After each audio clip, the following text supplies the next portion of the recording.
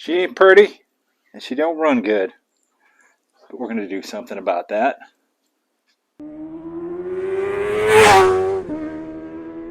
This is pretty much the worst video ever made. Napoleon, like anyone can even know that.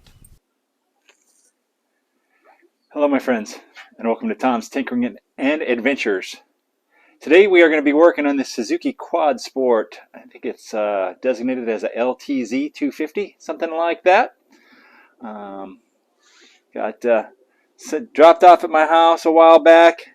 I haven't had time to get to it. It's actually been sitting along the side of my house for a little bit. I've been waiting on a seat cover to show up.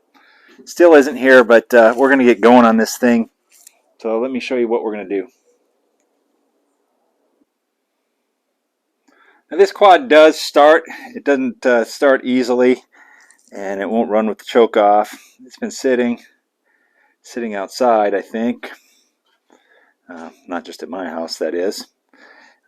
And the gas smells a little bit old, so we're going to pull the carburetor off. I'll show you how to get to that. We'll probably do basic maintenance on it. We'll flush the brake system, and like I said, I will do a seat cover. I don't know if I'll do a video on it, but I'll show you what that looks like once we get this trash bag or whatever off of here.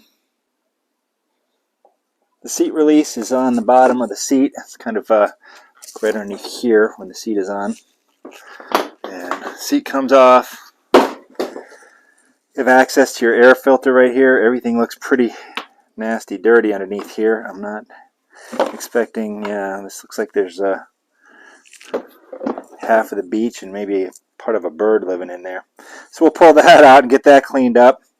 And we're missing a lot of the little push, what do you call these little connectors here that hold everything together? I don't know. But my neighbor loaned me this little push retainer clip. There you go. He loaned me this kit, so we'll go through here and find some that fit. You can buy those at your auto parts store or online, wherever you'd like. So we'll replace most of these that are missing. In the meantime, it looks like we're just going to remove all the ones that we see and get this plastic off. Now, since I do a lot of maintenance on things, I highly recommend that the people who are watching my channels do the same thing. And part of maintenance is giving your vehicle at least a decent rinse off after you're done with it. This thing's got so much dirt on it, it's just hard to see what you're even working with. And if you clean things off, then you'll kind of pay attention to what's going on. There's a lot of things that are messed up on this quad already. These mounting brackets for this front fender are all bent. The headlight is almost completely ripped off of here. There's 4 mounting points on it, and only 2 of them are still on there, and a lot of missing fasteners and that sort of stuff. So please stay on top of your stuff, and that's why you're watching videos, hopefully. Anyway, to get this thing off, of course, remove all this plastic push pins, and then on each side there's a mounting bolt here, and the headlight has 2 going through it right there. And then also, I think this is the switch for reverse. I just removed 2 screws underneath it, and then this whole thing came off. So now we can take the tank off. Looks like we got at least 2 bolts there. I don't think there's any in the front. Of course, shut it off on the other side over here. This wouldn't even have an off. I don't think it does. This is a vacuum operated one. So you got on, primary, and reserve. So just don't put it on prime, not primary. Just don't put it in the prime location, and it should be okay. And then you have your vacuum line here and your fuel line here. We'll disconnect those and get this tank off. Once you get the tank off, you can see the carburetor is very easily accessible. You got a clamp on the back here, clamp on the front. Both of those are Phillips screwdriver, JIS, Japanese Industrial Standard. That's what you're going to want to use, not a Phillips, but if that's what you got, that's what you got.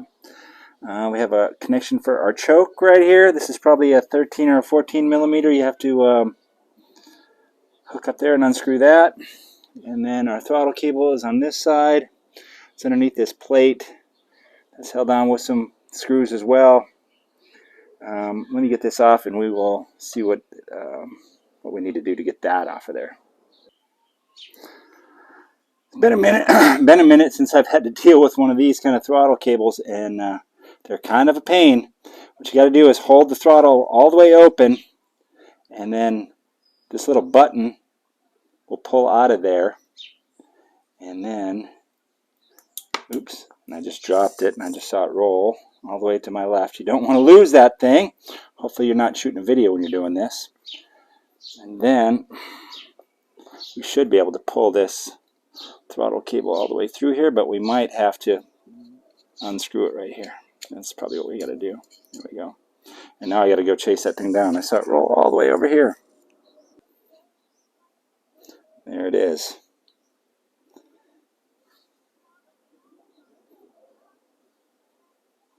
See how that works? Throttle cable goes through there. And that little end on it right there catches that button. So that's kind of a pain, but that's what you got to do. And now we got to clean this dirty carburetor. It's dirty on the outside. I imagine it's dirty on the inside. There's half of a bird and half of a beach inside of there. Yeah, things like that are going to make your vehicle not run great. Considering how the outside of the bike looked, the quad, I mean, the carburetor doesn't look too bad. We're just going to do a quick, we'll remove all the jets, clean them with carb cleaner. We're probably not even going to soak this thing. It looks really good. Float bowl doesn't have a lot of crud in it.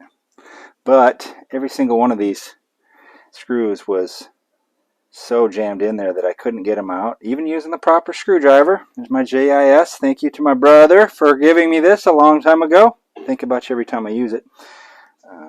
Each one of these screws was just like jammed in there, and I had to use a hammer and a chisel to get them to turn a little bit.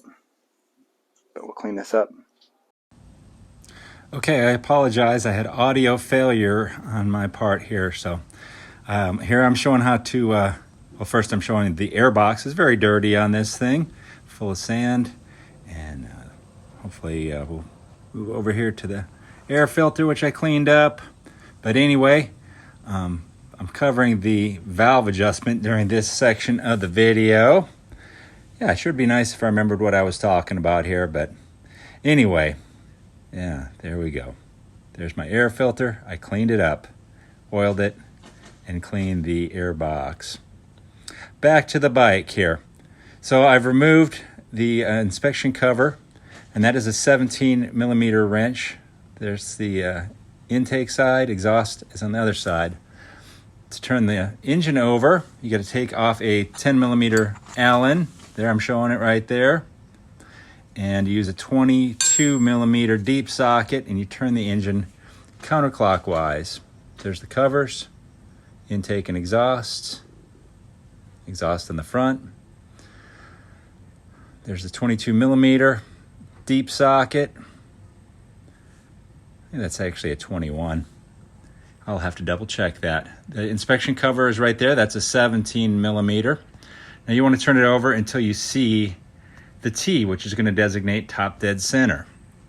Now don't forget that our engine has two top dead centers. You want top dead center on the compression stroke. That's going to mean both valves are closed. So I always suggest turning it over a couple times, watching the valves, and make sure that you're on the compression stroke. Intake and exhaust will be closed.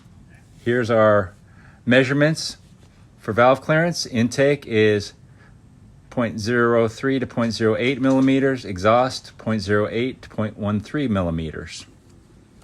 And of course, if you look on your feeler gauges, there's also going to be a standard size, and it may not be exactly right. Like on that one, you can see it's a 0.076, which is probably the closest to 8. So you got to use your best judgment. If you're really particular, you can measure these things with a caliper or micrometer, whatever. But in the end, the vehicle is really not that picky. Now, here I'm pointing out how the adjustments work. I can feel this one was a little bit on the loose side as I was moving it. Yeah, if I had audio, you'd hear it tapping. So, if you've never done a valve adjustment before, what you want to do is you want to first check with the smallest feeler gauge. So on the intake, that's a 0.03. If that one fits properly, then you move up to the highest one, which is a 0.08. And if they both go in easily, then you might bump up to the next size, which I think on my set was a 0.10. These are screw and lock nut valve adjusters, which are pretty much the easiest ones. And in a short moment here, hopefully I'll be showing you how to adjust these. To adjust the valves, it's a 10mm wrench. You loosen or tighten the center adjuster until your feeler gauge slides in or out with a slight amount of drag. It's the same for intake and exhaust. Very simple. Nice bike to work on. All right, I pushed her outside here. I'm gonna hose this thing off, hit it with some degreaser. You can see I cleaned this already up with some degreaser on just these caps. And they already look a lot nicer. There's a lot of oil around here. I replaced the O-rings underneath there. So we'll get it cleaned up and start reassembling it and start replacing some of the missing things. See, there's missing bolts here. Who knows what else? We're gonna go through the whole thing and figure that out. Got a clean air filter with some oil on it in there now. That thing was dry as a bone. And I put the tank back on. I probably shouldn't have done that before I showed you how nice the cylinder head looks. Mostly clean. I missed a little spot there, but that's okay. And I've got the fuel system on prime right now.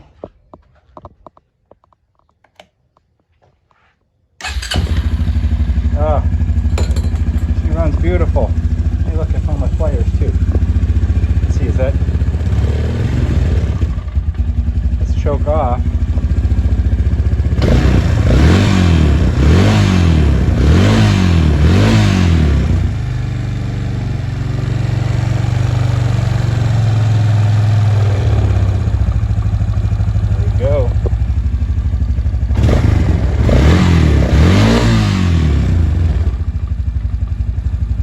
Nice.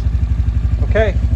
I'm going to clean up the rest of the body panels and straighten out these things a little bit. They are severely bent. I think these are kind of supposed to be almost parallel here. And maybe I'll try to fix these broken tabs on here, and we'll start putting her back together. Plastic's cleaned up pretty good for my first go around. I'll probably scrub it a little bit more, but this thing looks a lot better than it did. I just realized I don't have any brake fluid in the house, so I'll pick up some brake fluid, and then once the seat cover comes in, we'll recover this seat, and I think we'll be done. She looks better already, and it definitely runs good. That looks a little bit nicer than a trash bag. I've been ordering these seat covers from a place on eBay out of New Mexico. They're pretty reasonable, about $30 or so shipped, and not too bad. There's a little bit of air right there. I don't use any adhesive. Maybe I need to start doing that. Spray a little bit of spray adhesive under here.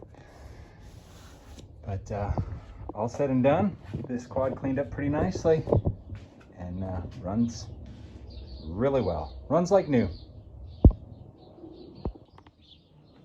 All right, if you're enjoying my videos, give me a thumbs up, leave a comment down below.